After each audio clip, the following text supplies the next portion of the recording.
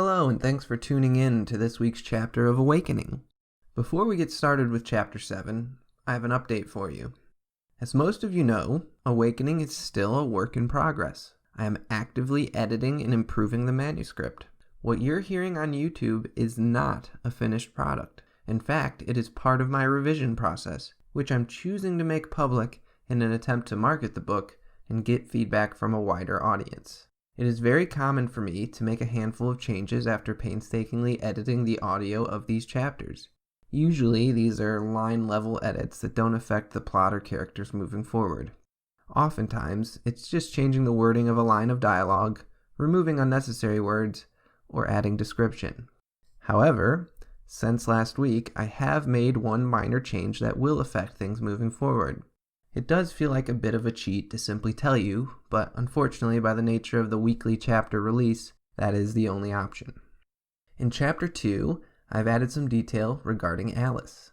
In that chapter, we now meet her as she's working on a biochemistry homework assignment. We learn she's a pre-med student and in the process of applying to med schools. When Blaine discovers she's pregnant, he worries about how it might affect her med school ambitions. That's the short version of what you need to know. In future chapters, as we get to know Alice better, I didn't want you to feel caught off guard by this new information that was left off YouTube. With that out of the way, please enjoy Something Human.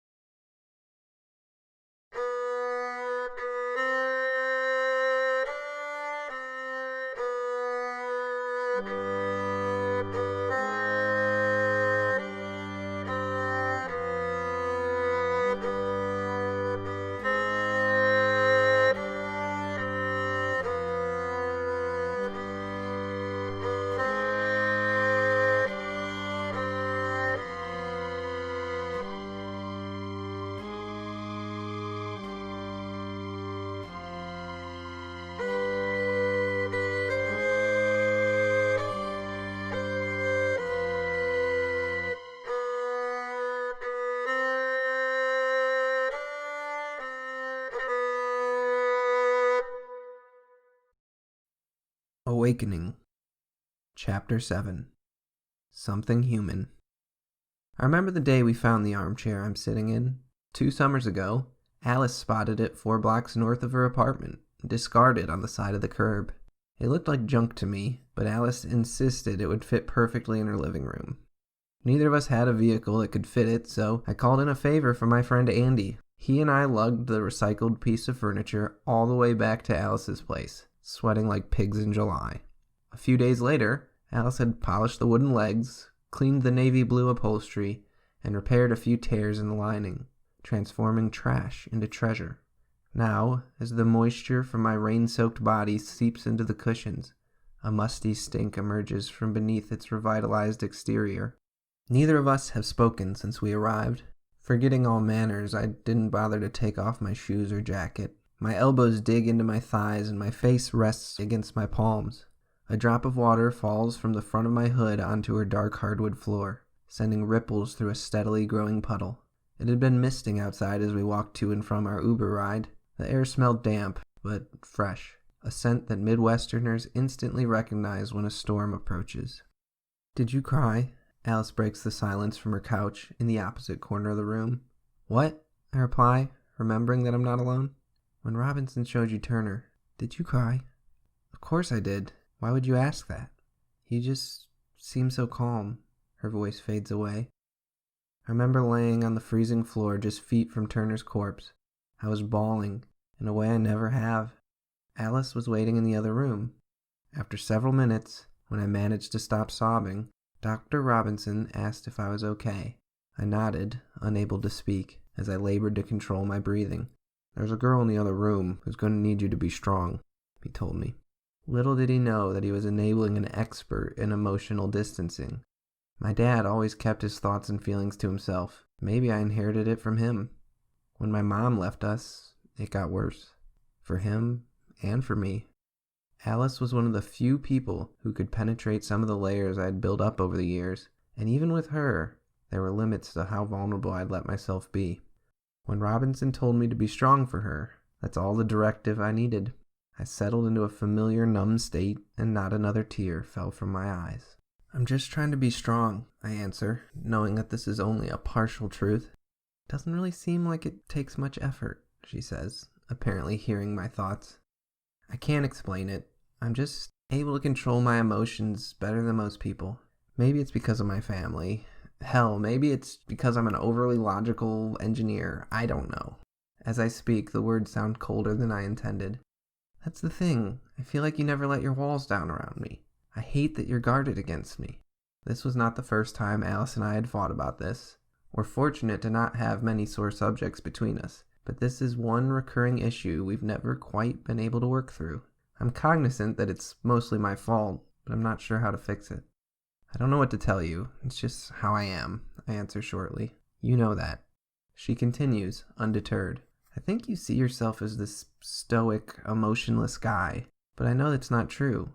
I know you feel things. I know you get excited, and I know you get sad. You don't like to admit it, but you do. Yet sometimes, it seems like you just keep that all inside. I just wish you wouldn't keep it from me. I want us to share that. How can we help each other if we don't talk about what's wrong? I know there's some truth in what she's saying. I also know that it's not that simple. It would be easier to just agree and move on, but that's not how I am. I just can't fake things. I know other people are really good at acting on the emotions they're supposed to be feeling, but I just can't bring myself to do that. It feels like I'm pretending, and I hate it.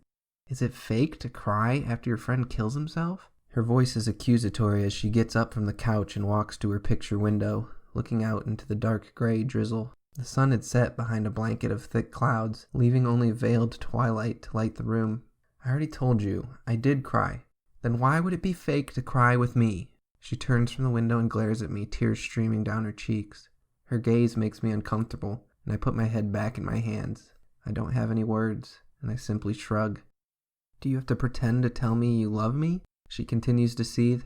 No, I snap. That's exactly my point. When I say something like that, you know I mean it. It's never in an act. It actually means something. Well, I need today to mean something to you, she sobs. Do we have to do this now? Feeling attacked, I stand from my chair, matching her angry tone. Of all days, do you have to grill me about emotional stuff right now? You're not the only one hurting, Blaine, she yells at me, but you're making me feel like I am. She storms past me toward her bedroom. I begin to follow her. She stops and points a furious finger in my face. Don't follow me. I just need to be away from you right now. I put my hands up, gesturing compliance, and sit back into the soggy chair. Fine. She shakes her head, fuming, and stomps into her bedroom, slamming the door behind her. I stew to myself silently. I can hear the muffled sounds of Alice's cries through the door, and part of me wants to go inside. I decide against it. My inner monologue rages with different things I should have said and points I should have made. You want things to be more open between us? How about you tell me you're pregnant? I feel something poking against my side and reach into my jacket pocket. My eyes widen as I see a handful of pictures and clippings. Turner's Clues, a voice inside my head shouts. How could I have forgotten? I hurriedly empty my pockets and spread every scrap of paper out on the floor in front of me. Maybe one of these will explain why he... My mind races, but I force it to stop. The first photograph is a Polaroid of Turner and myself and our friends Gabe and Andy. We're about 9 or 10 years old, and it looks like we're at our old elementary school's playground. I don't understand how this old picture could have any real significance, so I place it off to the side. There's also a page ripped out of a middle school yearbook. In the bottom corner, I see a candid shot of the same foursome, just a few years older. Our friend Naomi is now included in the group, so we must have discovered girls don't really have cooties. There's a 5x7 of Turner with his family in front of a snow-covered cabin. It's more recent. By the look of his younger sisters, it was probably taken within the last year. I can't help but smile at his brother Nathan. He could be a jerk to us sometimes, but he had a good heart. He was just a troublemaker. He was the closest thing I ever had to an older brother growing up. Turner looks healthy. Nothing like this morning. I shudder as my brain tries to reconcile how I could have talked to Turner earlier today. It feels like a lifetime ago. How could that have possibly been today? There's an article about an Alaskan senator who killed himself. There's also a brochure from a national park in Alaska called Wrangell St. Elias. I figure these two things could be related, so I tuck the article inside the brochure and move it to the side. There's a page from an old magazine, written in what appears to be German, with a picture of an elderly man. He is completely bald atop his head and has an overgrown charcoal beard. He wears a white lab coat and is standing next to an expensive-looking telescope. A wrinkled newspaper clipping sticks stubbornly to the back of the page. I remove it carefully, only to see a pixelated image of a gigantic satellite dish. In the background, I can see dozens of these structures organized into neat rows. A distressed black and white photograph gives me a chill when it catches my eyes. The industrial cement building is surrounded by walls topped with barbed wire. Guards wearing long military coats and furry Ushanka hats line the wall. Powdered snow outlines their uniforms and their automatic rifles. Just looking at the picture makes me feel cold, in more ways than one. There's one last photo remaining in the pile. It was taken 4 summers ago, only months after we had graduated high school. It was a going-away party for our friend Naomi before she left for Texas. Turner is in the middle of the photograph. His carefree smile reminds me that he had once been happy, and not always the sad, fragile shell I had met with a few hours ago. His dark brown eyes barely peek through his straight black hair that falls past the bridge of his nose. Andy's tall frame towers over Turner. He stands awkwardly behind him, looking unsure of what he should do with his hands. I can't help but laugh at the teenage version of my friend, as he had grown out his curly brown hair into a comical sort of afro. He had purposefully adopted this uncouth fashion statement despite his militaristic father. He looks pretty stoned, and he likely was. Gabe stands to the left of Turner, hunched over, holding our friend Naomi on his back. She's bursting with laughter. Gabe was always the most handsome of our group of friends. He's tall, tan, has wavy blonde hair, and bright blue eyes. His beaming smile reflects a genuine kindness and joy in his heart.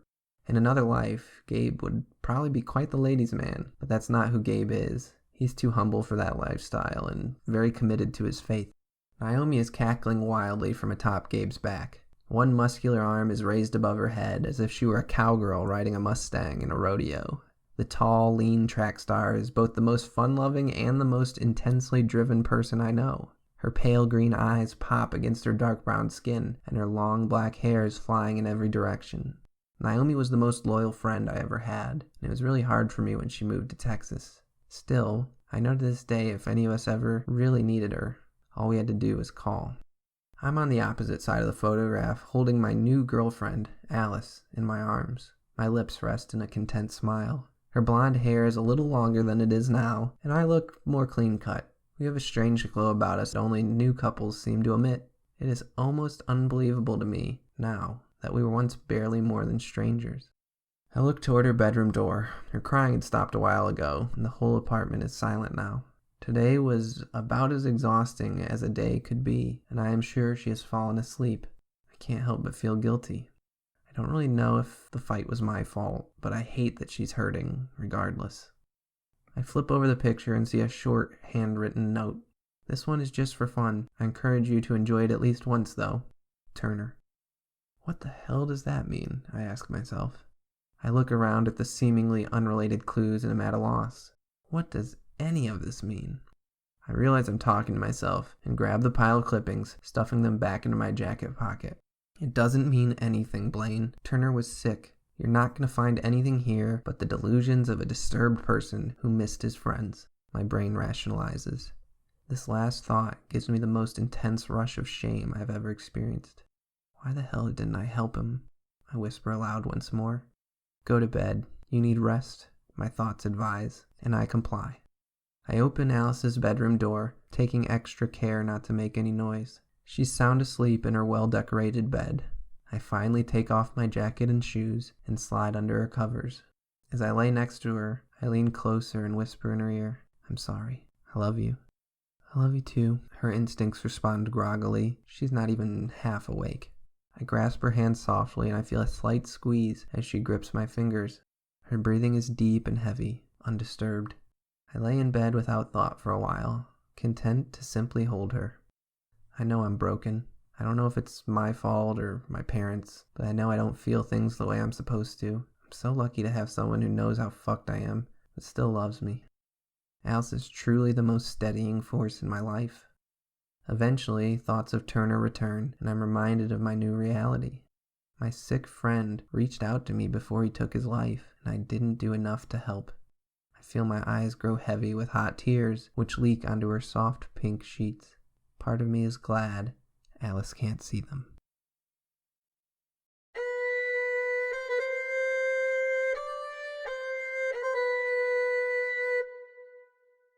Awakening will return next Saturday, June 6th, with Chapter 8, Bliss.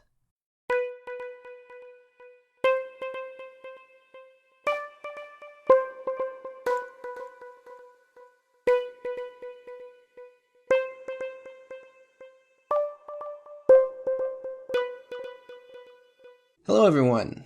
Thank you so much for listening to my story, Awakening. I hope you're enjoying it. Reading my words aloud has been a new practice I've implemented into my writing process, and a friend of mine suggested that, since I'm going through the trouble of reading it aloud anyway, I might as well press record and share with anyone who wants to listen. So my plan is to continue releasing one chapter a week for the foreseeable future. I do have aspirations and dreams of someday getting Awakening published, and I know a big part of getting published in the year 2020 is showing you have a base or a platform. So maybe YouTube could be my way of building just such a thing.